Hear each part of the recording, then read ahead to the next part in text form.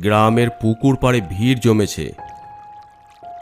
মোশাররফ নামে গ্রামের এক প্রবীণ ব্যক্তির মৃতদেহ ভাসছে। আমি এবং গ্রামের আরও অনেকে দাঁড়িয়ে আছি। কি করে মারা গেল বলো তো মোশাররফ চাচা? সেটাই তো প্রশ্ন। আমার মনে হয় কেউ খুন করে পুকুরে ফেলে দিয়ে গেছে। কিন্তু কে খুন করবে? তেমন তো কারোর সাথে ওনার বিবাদ ছিল না। করিম তার ভাই, সেও পুকুর পাড়ে বসে বসে কাঁদছে। কেউ বুঝতে পারছে না আসলে কি করে এমন হলো। যাই হোক, লাশটাকে পুকুর থেকে তুলে গাছতলায় রাখা হলো। ঠিক সেই সময়ে পুলিশও এসে হাজির হলো। কই, কোথায় সেই লাশ? এই তো স্যার, গাছতলায়, একটু আগেই পুকুর থেকে তোলা হয়েছে।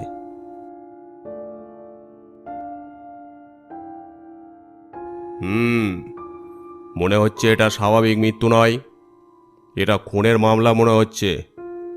তোমরা কি কাউকে সন্দেহ করো? কাকে সন্দেহ করব হুজুর?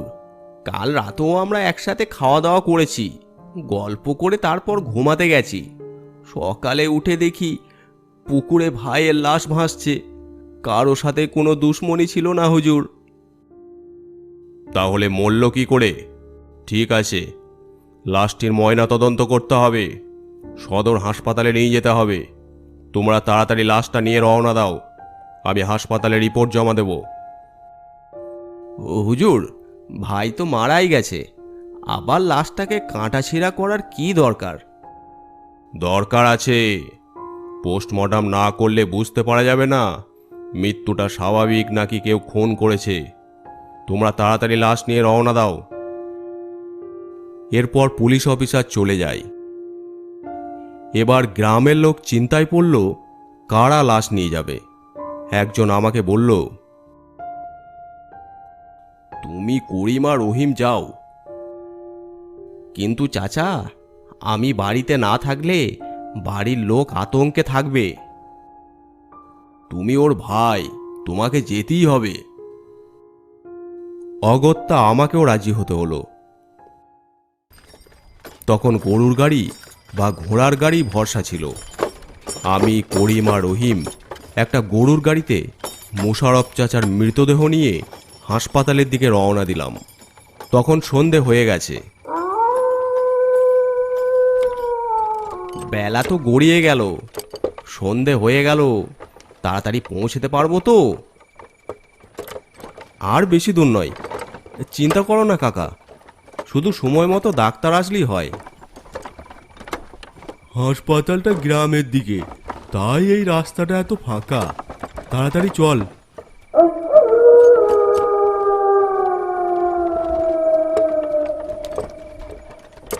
যখন পৌঁছালাম তখন চারিদিকে ঘন অন্ধকার ছেয়ে গেছে। শহর থেকে বহু দূরে এই হাসপাতালটি। আর লাশ কাটা ঘরটা হাসপাতাল থেকে কিছুটা দূরে একটা পুরনো নির্জন গাছপালা ঘেরা জায়গায়।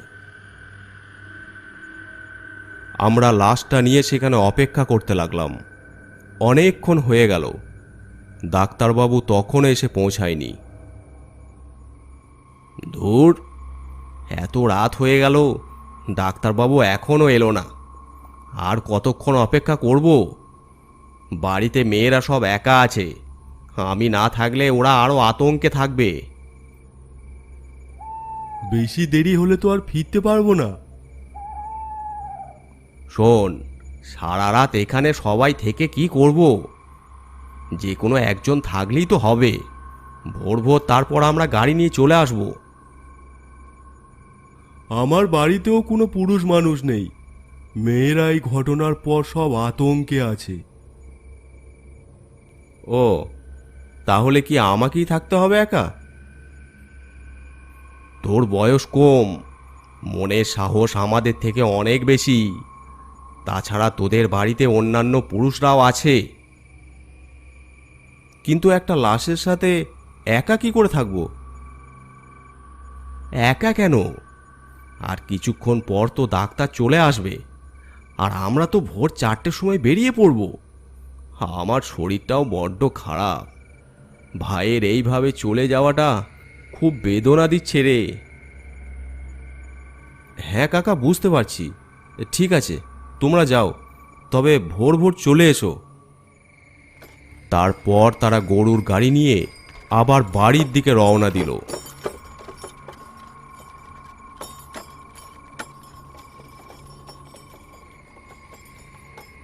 ওরা চলে যাওয়ার পর জায়গাটা যেন আরও নিঝুম হয়ে গেল।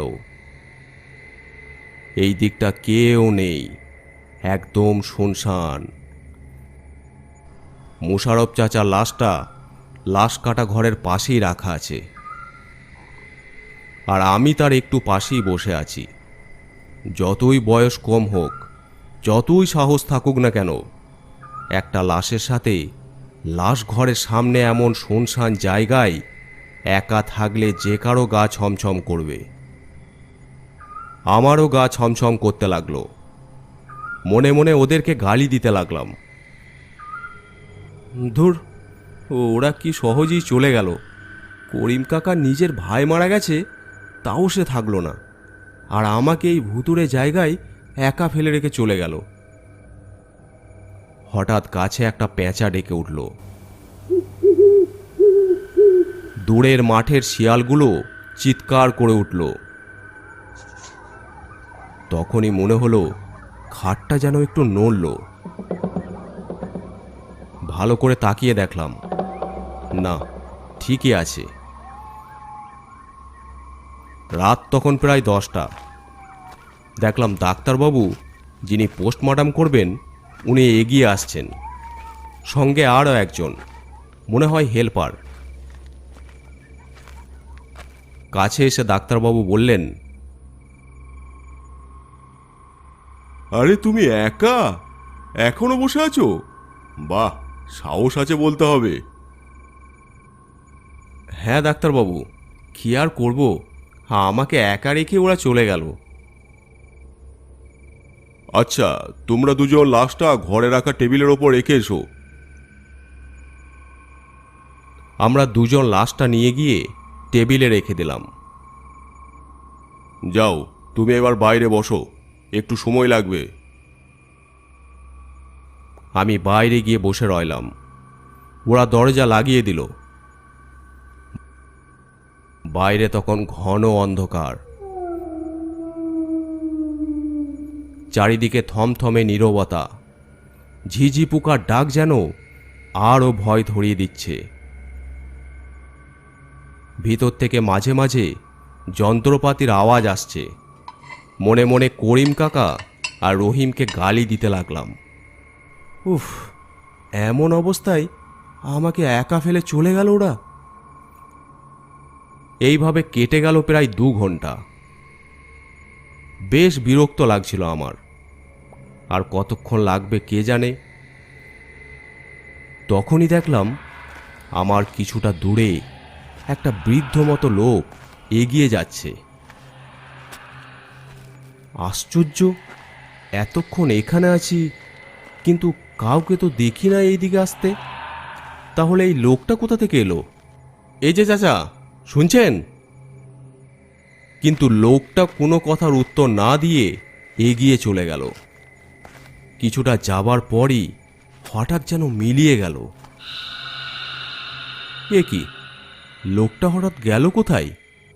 আজব ব্যাপার, নাকি আমি ভুল দেখলাম? উফ, একা একা বসে থেকে মনের মধ্যে এইসবই ঘুরছে। তখনই দেখি ডাক্তারবাবু বেরিয়ে এলেন। পোস্টমর্টম কি হয়ে গেছে? হ্যাঁ, লাশ টেবিলই রাখা আছে। তোমাদের লোক আসলে তোমরা লাশ নিয়ে যেতে পারো। আচ্ছা ডাক্তারবাবু, উনি কি করে মারা গেছেন কিছু জানা গেল?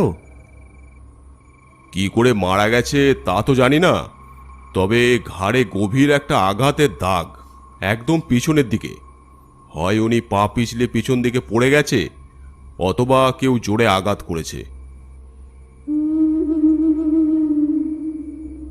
এরপর ডাক্তারবাবু আর তার হেল্পার চলে যায়।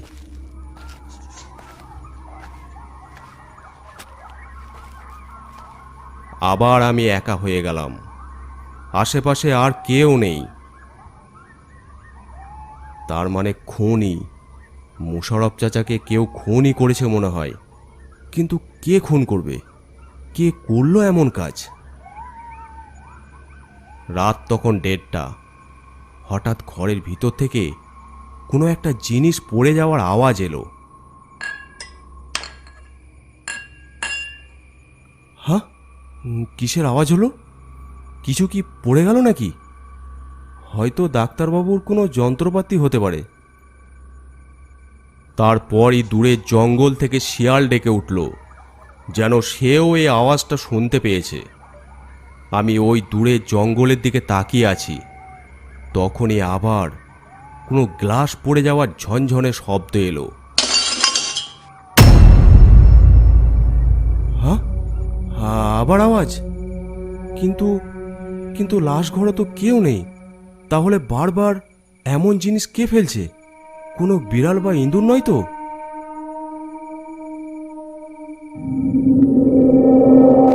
মনে সাহস সঞ্চয় করে দরজার কাছে এগিয়ে গেলাম। দরজার পাল্লাটা সামান্য ফাঁক করে উকি মারলাম। ঘরের ভিতরটা আবছা আলোয় ঢাকা। মাঝখানে টেবিলে মোশাররফ চাচার মৃতদেহ রাখা আছে। ঘরের ভিতর চারিদিকে চোখ বুলালাম, কিন্তু কিছুই চোখে পড়ল না। না, কিছুই তো নেই। তাহলে আওয়াজ আসলো কোথা থেকে? দরজা থেকে যেই ঘুরে দাঁড়িয়েছি, আবার সেই ঝনঝনে শব্দ, যেন কিছু পড়ে গেল। আশ্চর্য! ভিতরে গিয়ে দেখি তো। আমি সাহস সঞ্চয় করে ভেতরে ঢুকে গেলাম। চারিদিকে তাকিয়ে দেখতে লাগলাম। না, সবকিছু তো ঠিকই আছে। তাহলে টেবিলে রাখা মোশাররফ চাচার লাশের দিকে এক নজর তাকালাম। মনে হলো যেন তার হাতটা সামান্য নড়ে উঠল। হ্যাঁ, এ কি? হাতটা নড়ে উঠল মনে হলো। না না, এটা হয়তো আমার মনের ভুল। মরা মানুষ নড়বে কি করে? ভিতরে ভিতরে কেন জানি একটা ভয় হতে লাগলো। আমি ধীরে ধীরে দরজার কাছে গেলাম।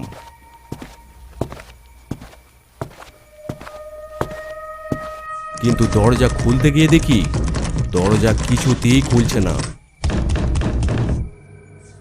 এ কি? দরজাটা খুলছে না কেন? কেউ কি বাইরে থেকে লাগিয়ে দিল নাকি? উফ! জোরে জোরে ধাক্কা দিতে লাগলাম, কিন্তু দরজা কিছুতেই খুলছে না। তখনই একটা আওয়াজ ভেসে এলো। এই দরজা তখনই খুলবে যখন আমি চাইব। ভয়ে আমার হৃৎপিণ্ড বের হওয়ার জোগাড়। দেখি মোশাররফ চাচার মৃতদেহটা ধীরে ধীরে উঠে বসল। এ কি? এসব এসব কি দেখছি আমি? না না, এটা হতে পারে না। এটা স্বপ্ন, আমার মনের ভুল। মৃতদেহ কি করে উঠে বসবে?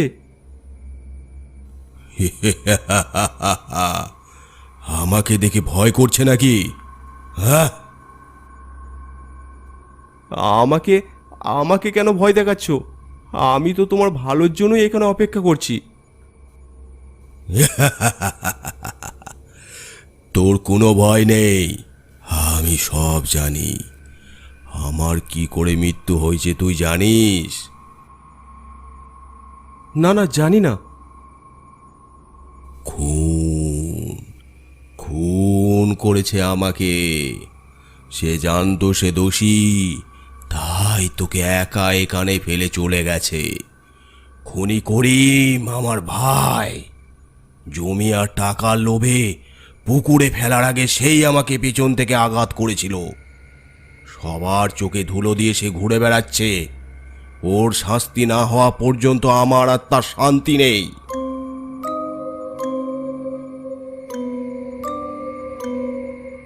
কথাটা বলার পরই মোশাররফ চাচার মৃতদেহটা হঠাৎই আবার ধপ করে টেবিলে লুটিয়ে পড়ল।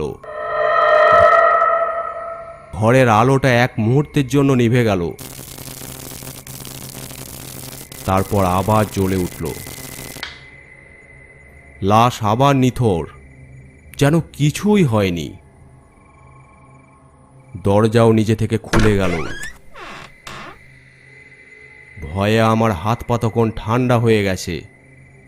এটা ভেবে অবাক লাগছে, সামান্য জমি আর টাকার জন্য একজন ভাই আর একজন ভাইকে খুন করেছে। খুব ভোর ভোর রহিম গাড়ি নিয়ে এলো। তারপর আমরা বাড়ির পথে রওনা দিলাম।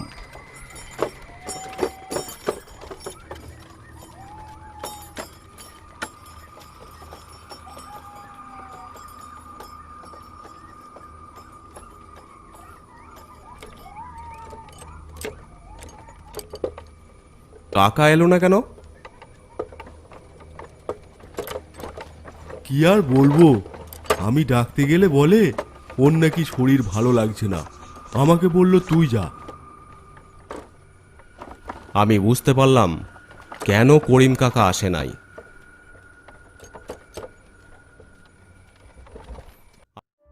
আমি ঘটে যাওয়া লাশ কাটা ঘরের ভয়ঙ্কর অভিজ্ঞতা আর ময়না তদন্তের রিপোর্ট নিয়ে থানায় হাজির হলাম।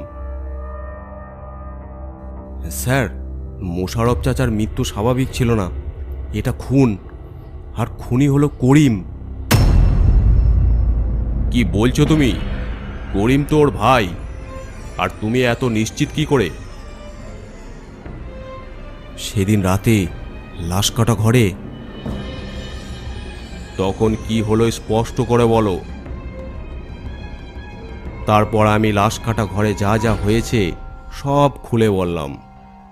পুলিশ অফিসার প্রথমে বিশ্বাস করছিল না, তারপর অনেক অনুরোধ করার পর গ্রামে যেতে রাজি হলো।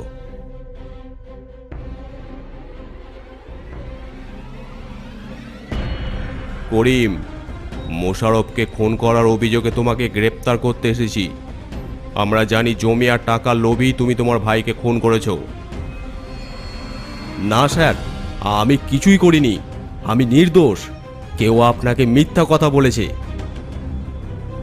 মিথ্যা কথা নয়, আমরা সব জানতে পেরেছি। ওর মাথায় তুমি পাথর দিয়ে আঘাত করে মেরে পুকুরে ফেলে দিয়েছিলে। কিন্তু পুলিশের জেরার মুখে করিম আর নিজেকে ধরে রাখতে পারল না, তার দৃঢ়তা ভেঙে গেল। হ্যাঁ হ্যাঁ হ্যাঁ, আমি ওকে মেরেছি। আমার প্রচুর টাকার দরকার ছিল, জমিটা আমার চাই চাই। ওকে না মারলে জমিটা আমি পেতাম না। চল এবার জেলে পৌঁছে মরবি। এরপর করিমের জেল হলো, মোশাররফ চাচা সুবিচার পেল। কিন্তু সেই রাতের লাশ কাটা ঘরের অভিজ্ঞতা আমি কোনো দিন ভুলতে পারবো না।